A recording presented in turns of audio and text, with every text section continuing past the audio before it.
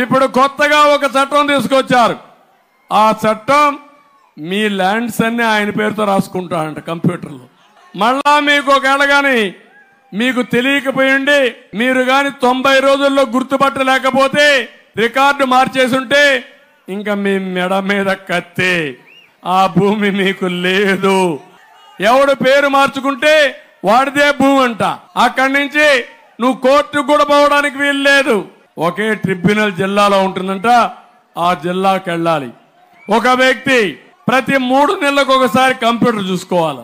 10-1 లేదు, అడంగల్ లేదు, పట్టాదారు పాస్బుక్లు లేవు. కానీ జగన్మోహన్ రెడ్డి మీ రాత రాస్తాడు.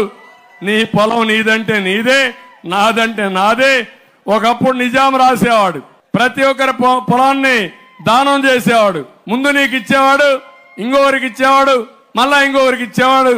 ముగ్గురు కలిసి కొట్టుకునేవాళ్ళు. అసలు భూమి ఉందో ఎవరికి తెలియదు. ఈ రోజు ఈ రాష్ట్రంలో అదే పరిస్థితి. మీ పొలం మీ దగ్గర లేదు.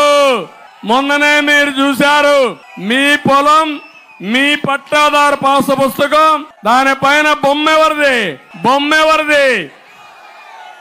అంటే వాళ్ళ తాత మీకు ఇచ్చాడా? వాళ్ళ నాయన ఇచ్చాడా? మీకు మీ నాన్న ఇచ్చాడు. వేసుకుంటే మీ నాన్న ఫోటో వేసుకోవాలా? అవునా కదా తమ్ముళ్ళు?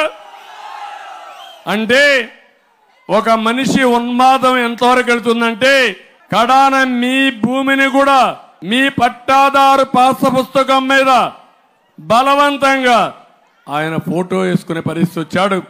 ఇప్పుడు రికార్డులు ఆయనే రాస్తాడు. ఆయన రికార్డు మారిస్తే మీరు గోయిందా గింజుకోవాలి. ఏపీ ల్యాండ్ సీలింగ్ యాక్ట్ ఏదైతే భూరక్షణ యాక్ట్ ఉందో దీన్ని రద్దు చేసే బాధ్యత నేను తీసుకుంటానని మీ అందరికి హామీ ఇస్తున్నా. మీ భూములకు రక్షణగా నేను ఉంటాను.